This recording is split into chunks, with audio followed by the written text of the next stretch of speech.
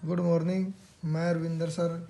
आज एसएसटी में जो हमारा 10th क्लास के लिए सेकंड लेसन हिस्ट्री का, उसका हम अगला जो ऐसे टाइप क्वेश्चन है वो करेंगे।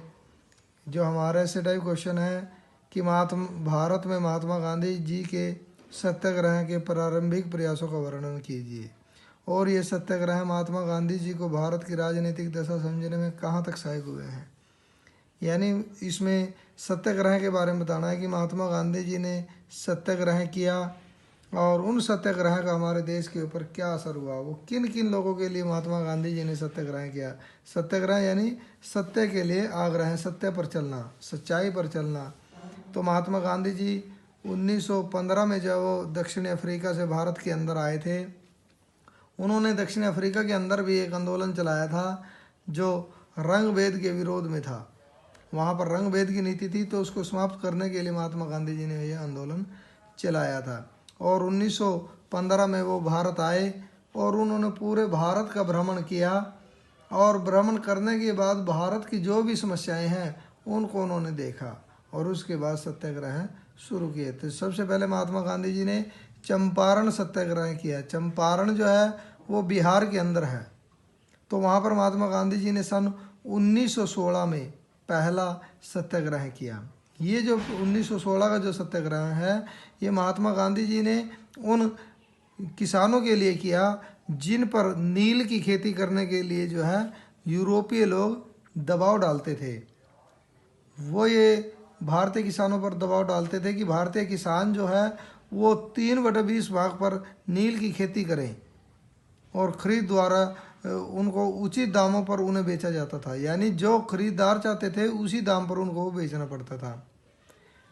परंतु 1859 से 61 के काल में एक बड़े विद्रोह के कारण वहाँ के किसानों ने नील संबंधी साहबों से मुक्ति पा ली। अब उन्होंने नील की खेती बंद कर दी।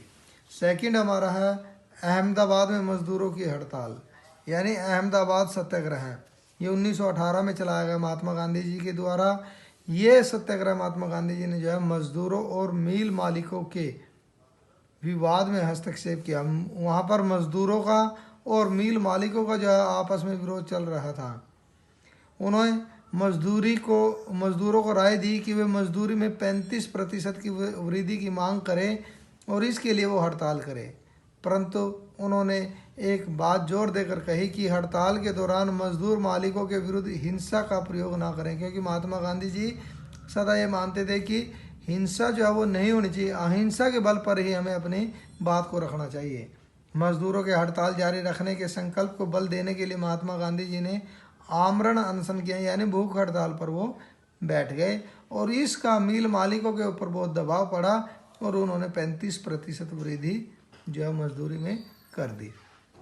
थर्ड हमारा है खेड़ा सत्याग्रह। खेड़ा जो है वो गुजरात के अंदर है।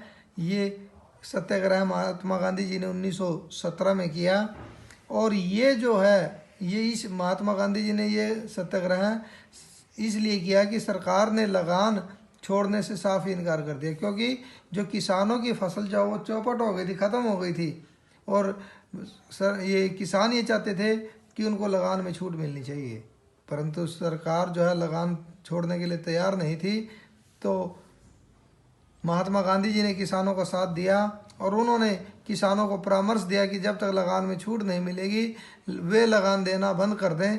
और जब यह समाचार मिला कि सरकार ने उन्हें उन्हीं किसानों से लगान एकत्रित करने के आदेश दिए हैं जो लगान दे सकते थे, तब जाकर यह संघर्ष वापस लिया गया। सरदार वल्लभ भाई पटेल उन्हीं अनेक नौजवानों में से एक थे जो खेड़ा के किसान संघर्ष के दौरान गांधी जी के अनुयायी बने थे। तो ये 3 प्रकार के जो है सत्याग्रह महात्मा गांधी जी ने किए हैं 1916, 1917 और 1918 में। ठीक है, ओके, थैंक यू।